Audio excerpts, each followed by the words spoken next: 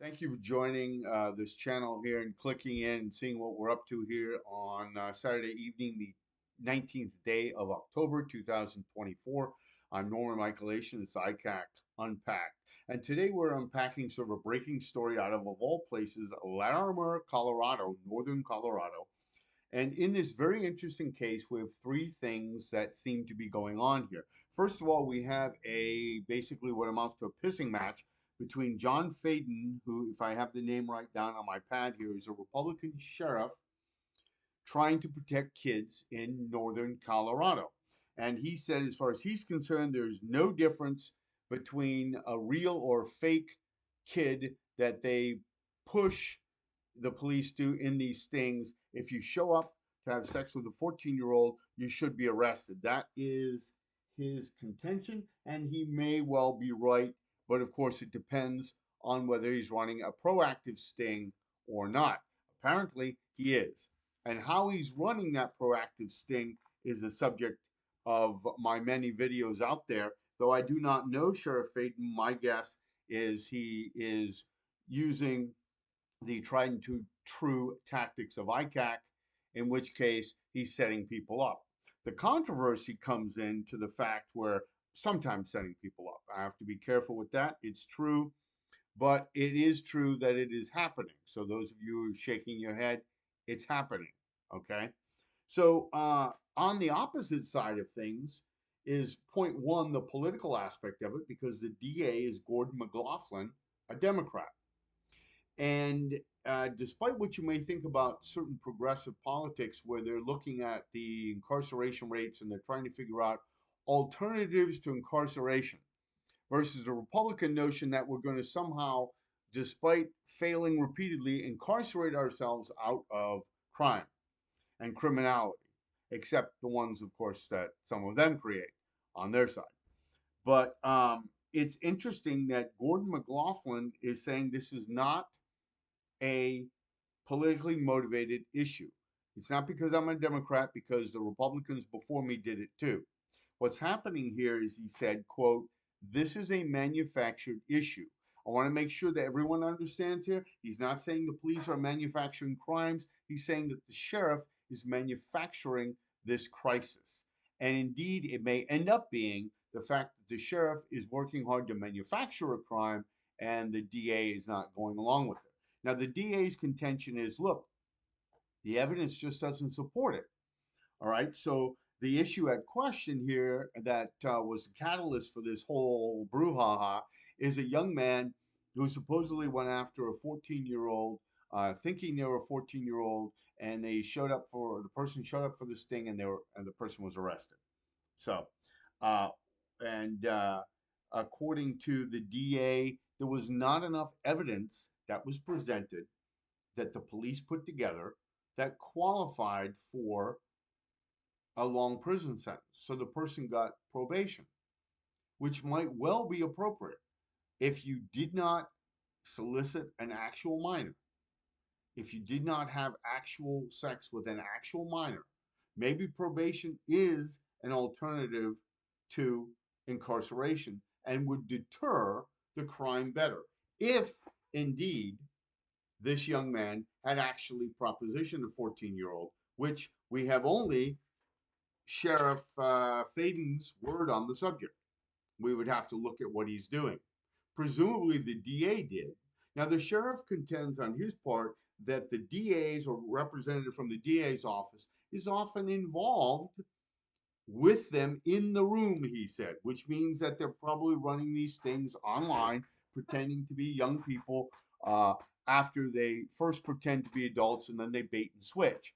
And that really is the problem, perhaps. I'm hopeful that what the DA is signaling without actually saying it and reading totally between the lines and maybe extrapolating too much, the DA might be saying, you know, you guys are running this sting, setting people up, violating their constitutional rights. And yeah, we'll prosecute them and we'll get a plea deal, but we're not going to get this enormous plea deal because it's not right. He might be doing that. And I'm not sure that's a wrong thing. If you get probation or even a misdemeanor, because we don't know what the charge is exactly. What do you get probation for? Probably a misdemeanor. Okay. That might be enough of a deterrent. But what they're doing, of course, is putting people in jail and jail first, and then as part of a 5 year to 35 year prison sentence. So how does that work out exactly? We're seeing people in prison between 7 and 20 years. Okay, 7 and 20 years for consensual sex, or 7 to 20 years for fake sex, where they were supposedly proposing sex. My particular solicitation was proposal over a computer for sex, but I never actually said that. I never said anything about having sex with children. Never said I wanted to do it.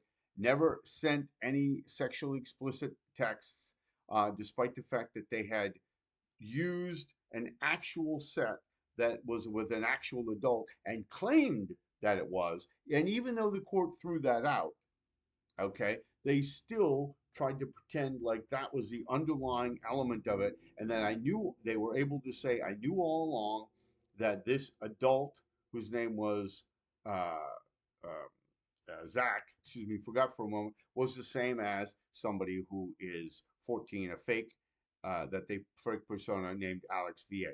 I was supposed to. They wanted everybody to believe that that was the same, and they had a further ruse because they had to create another profile when I had that one blocked as underage because, as I said many times, I wasn't interested in it. So again, it doesn't matter in many of these cases whether you propose sex overtly or even covertly. The only thing that matters is whether police are able to twist it around and make the case to a judge who's happy to believe it. My guess here is Sheriff Faden is a little concerned now because the first step in the ruse after setting the trap is the DA is supposed to go along with it, and this new DA is not going along with it. He's questioning it. You're not supposed to question them. And of course, the sheriff will probably win because he's putting it out there in the community. And if you read the comments, people are saying, well, the DA is the one that's manufacturing problems, and the DA and the sheriff, thank God, go sheriff. Well, that's predicated totally on the idea that the sheriff is protecting real children. And I'm sure he is to some extent. I'm sure he does a great job. But I also am quite certain that he's manufacturing crimes in order to boost his stats because he wants to keep that grant money coming. He wants to look good. He wants to be reelected. All right. And to say that those motivations are not powerful on a person, that a person's reputation and their integrity is so beyond reproach that to even suggest such a thing must be just a matter of an utter insanity is to play the fool, I think. Okay? So the third thing here going on is maybe there's a chance that we can start looking at these things in a small p progressive way and creating an environment where we're making a distinction between actual children at risk, which ICAC and the police claim they're going for, versus manufactured situations that the police not only uh, get involved with in a tangential way. You know, somebody says, "Hey, are you 14?" "Oh, I'm 14." That way versus what they really do, saying, "Hey, you interested? You interested? I'm really 14. I have an 8-year-old sister or a 12-year-old friend or whatever the case may be." That's going too far and baiting the hook and being too aggressive in trying to create a situation where you're virtue tested instead of doing what they claim to do, hanging back and watching for something to happen. Let me know what you think in the comment section. This is Norman Michaelation, ICAC Unpacked. Have a wonderful day.